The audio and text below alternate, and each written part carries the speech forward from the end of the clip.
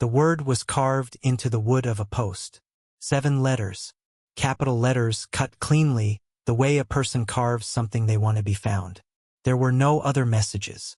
No letters, no maps, no instructions, no bodies. The houses had been taken down to their foundations. The palisade fence stood intact. The chests that had been buried. His chests, full of maps and paintings and the irreplaceable records of a new world, had been dug up by weather and time and left half-ruined in the dirt. The man who found all of this was named John White, and he was looking for his family. He had been gone for 3 years. He had left against his will and spent those 3 years trying, and failing, and trying again to get back. He was standing now on an island off the coast of what is now North Carolina, on the 18th of August, 1590. He had chosen this date deliberately. It was his granddaughter's 3rd birthday. He had believed he might be able to bring her something. He read the word on the post one more time. Croton. And then he stood in the silence of a settlement that had once held 117 people, and understood that whatever answer existed, it was not here. This is the story of the first English colony in America. It is also a story about vanishing, about the particular kind of uncertainty that occurs when people cease to be findable, and about what that absence leaves behind in the minds of everyone who comes after. In the 1580s, England wanted a foothold in the Americas. The Spanish had been there for nearly a century, extracting the silver of Mexico and Peru and building an empire from Florida to the tip of South America. England, watching from across the Atlantic, had decided it needed its own position on the continent, not merely for wealth, but for the ability to harass Spanish shipping from a base that didn't require crossing an ocean first. Sir Walter Raleigh received a charter from Queen Elizabeth in 1584 to establish a colony in the territory he named Virginia, in her honor. 2 reconnaissance expeditions scouted the coast and returned with favorable reports of Roanoke Island, a barrier island tucked between the Outer Banks and the mainland of what is now North Carolina, sheltered from the open Atlantic. The local Croton people were cautiously welcoming to the initial English visitors. The first colony in 1585 went badly. 108 men, mostly soldiers, settled on Roanoke under the command of Ralph Lane. Within a year, relations with the local tribes had collapsed into violence. When Sir Francis Drake arrived with a fleet and offered passage home, the colonists took it. They left in 1586 and left Roanoke Island empty. Raleigh chose to try again. This time the plan was different. Not a garrison but a genuine settlement. Families, not just soldiers. People who intended to stay and build something permanent. 117 men, women, and children were recruited. They would sail for the Chesapeake Bay, identified as more suitable for settlement than Roanoke. Their governor would be John White. John White was not a soldier or a politician. He was a painter. He had been on the earlier expedition as an artist and mapmaker, and the work he produced was extraordinary, detailed watercolors of the Native American peoples of the Carolina coast, their villages and ceremonies and daily life, their fish traps and dances, their faces rendered with an attention and curiosity that was unusual for an English observer of that era. His paintings are some of the earliest visual records of Native American life in North America, careful in a way that suggests a man who was genuinely looking rather than simply documenting from a distance. He had brought back images of a world England had barely imagined, and Raleigh had decided that the man who understood this place well enough to paint it could be trusted to govern a colony in it. White had one additional reason to go. His daughter Eleanor was among the colonists. She was pregnant. The fleet left England in April of 1587 and arrived on the outer coast of North Carolina in late July. Almost immediately the plan came apart. The Portuguese navigator Simon Fernandez, responsible for carrying the colonists to the Chesapeake, refused to take them further than Roanoke Island. His reasons were never fully established. He may have been more interested in privateering against Spanish ships than in delivering settlers to a remote colony. Whatever his reasoning, the colonists found themselves deposited on an island they had not intended to settle, in a location that had already seen one failed colony, with a single summer season to establish themselves before winter arrived. They went to work. The houses left by the previous expedition were repaired. The palisade fence was strengthened. Manteo, a Croton man who had twice traveled to England and served as a cultural interpreter for the English, helped maintain a fragile peace with the local tribes. On the 18th of August, 1587, Eleanor White Dare gave birth to a daughter. The child was named Virginia Dare, the first English child born in the Americas. John White recorded the birth in his journal with visible pride, the pride of a grandfather who understood he was witnessing something that would be remembered. 9 days later, the colonists asked White to go back to England. This was the painful logic of their situation. They needed supplies, they needed reinforcements, and White was the person with the most direct access to Raleigh and the resources that could save the colony. No one else had the standing to demand what was needed. He resisted. He wrote in his journal that he was reluctant to be thought of as a man who abandoned a post under pressure, and he was reluctant more deeply to leave Eleanor and Virginia and the 115 other people on that island with a winter approaching and no guarantee of when help would come. They convinced him. He sailed for England on the 27th of August, 1587. He could see the smoke from the settlement's fires for a long time before the distance swallowed it. He would not see that smoke again for 3 years.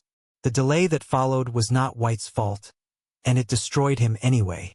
He arrived in England in November of 1587 to find the country mobilizing for war with Spain.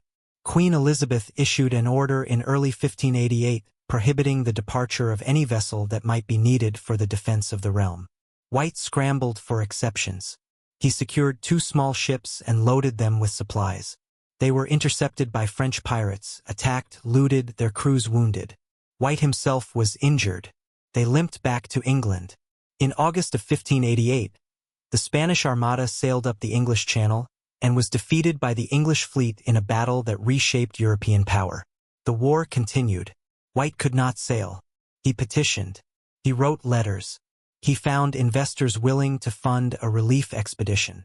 He tried everything available to a man of his connections, and nothing worked quickly enough. The war with Spain dragged on. Ships were needed elsewhere. Permission was denied or delayed or granted and then revoked. Each month that passed was another month of silence from Roanoke Island, and silence in 1588 and 1589 was the only thing that crossed the Atlantic reliably. He finally secured passage in March of 1590 on a privateering expedition that agreed to stop at Roanoke on its return from raiding Spanish ships in the Caribbean. It was the only passage available. He had no choice but to accept the terms. The ships spent months in the Caribbean, and in late August of 1590, 3 years after White had left the island, they finally made landfall on the Carolina coast. They signaled with trumpets from the ships and called out into the darkness. No one answered. They came ashore the following morning. White walked through the empty settlement with a restraint in his journal that is, in its way, more devastating than grief would have been. He noted the overgrown grass, the dismantled houses, their materials removed or taken, the palisade fence, built higher and stronger than he remembered, suggesting that at some point the colonists had felt the need for more protection. He found where the chests had been buried. His chests, left for safekeeping when he sailed, containing his maps and paintings and books. They had been exposed to weather, dug up, partially damaged. His armor was rusted through. His maps were destroyed. He wrote about this loss with a grief that breaks briefly through the careful official language of his journal, and then he kept walking. He found CRO carved into the bark of a tree. He found Croton carved into a post of the palisade. There was no Maltese cross, the signal they had agreed upon if the colonists left in distress. The absence of the cross was, White noted, a comfort. It suggested the departure had been voluntary. The word pointed clearly to Croton Island, 50 miles south along the Outer Banks, home of the people who had been most consistently friendly to the English throughout both expeditions. White was certain his family was there. A storm rose while he was preparing to sail south. The ship's anchor cables were damaged. The captain decided the weather was too dangerous for further exploration and ordered a course for England. White objected. The captain's decision stood. White watched the Carolina coast disappear behind him for the second time. Knowing he had been within 50 miles of his daughter and his granddaughter and had been carried away by weather. He reached England in 1590 and never returned to the Americas. He wrote one final letter in 1593, expressing his trust in God and his belief that the colonists had survived. After that, the historical record loses him.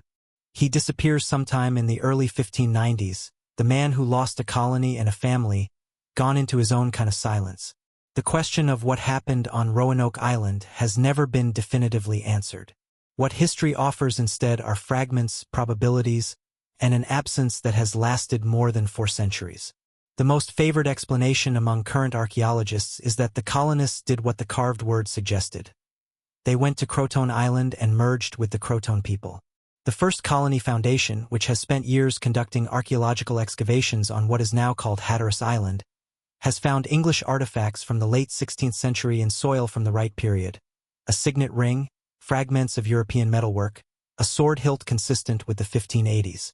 Not conclusive proof, but the kind of material evidence that accumulates when people live somewhere rather than simply pass through.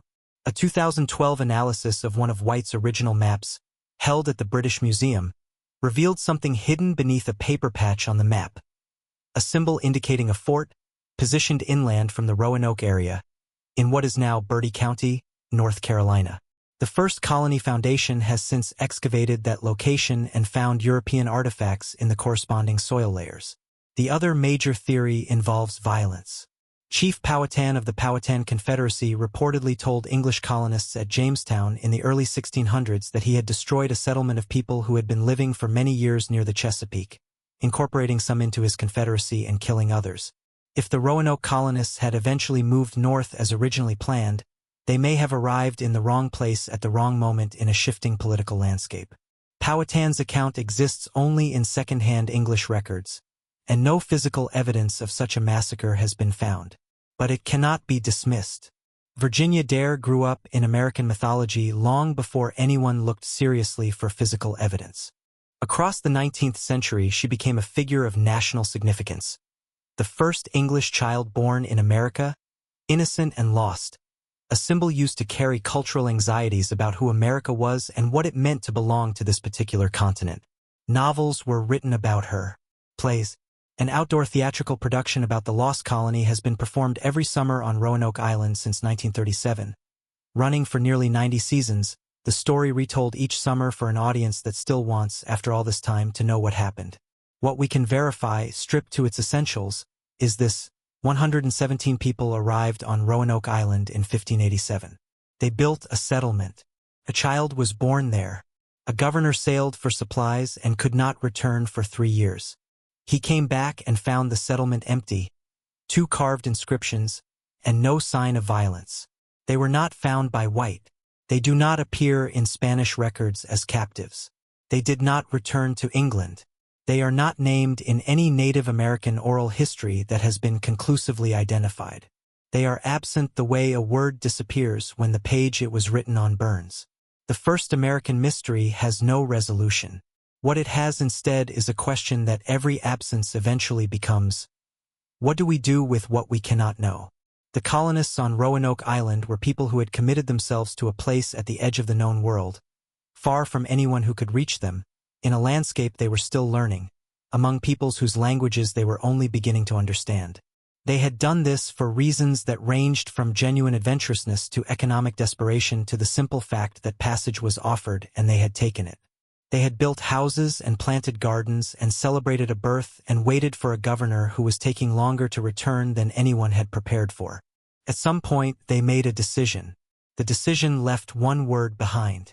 Whether that word was a destination, a farewell, or a direction, we do not know. What we know is that they were not passive. They moved. They chose. They went somewhere. The absence they left behind is not the absence of people who gave up. It is the absence of people who did the next thing, in a place and a time where the next thing was not recorded by anyone who survived to write it down. Roanoke Island is still there. Fort Raleigh National Historic Site sits on the northern end of the island today. There is a reconstructed earthwork fort. Visitors come in summer. The outdoor theater still runs its play each season. The island has marshes and the particular quality of light that comes off shallow coastal water in the late afternoon. The kind of light that makes everything look as though it happened long before you arrived and will continue long after you leave. The cedar tree where CRO was carved is gone. The post that bore Croton is gone. What remains is the outline of a place where people lived briefly and then moved into a larger story that no one with a pen was there to record. Virginia Dare would be 439 years old this year. Her grandfather's gift never arrived. Let that sit with you as the night settles in. Somewhere off the coast of North Carolina, the barrier islands are dark and the water between them is shallow and slow. Somewhere under the soil of Hatteras Island, or inland in the Carolina woods, or scattered across 100 miles of coastline in fragments too small to find without knowing exactly what you're looking for, there may still be more to find. The archaeologists are still out there. They will keep looking. But tonight, for centuries later, the word is still the only answer that was left for us. 7 letters carved clean and deliberate by someone who needed to be understood. Croton. Let your mind wander out to that coast, to the water and the marsh grass and the dark between the islands, to a man standing at the edge of it in 1590, reading a word and believing, with everything he had, that his family was 50 miles south and still alive. He was probably right. Let that be enough for now. Rest there tonight,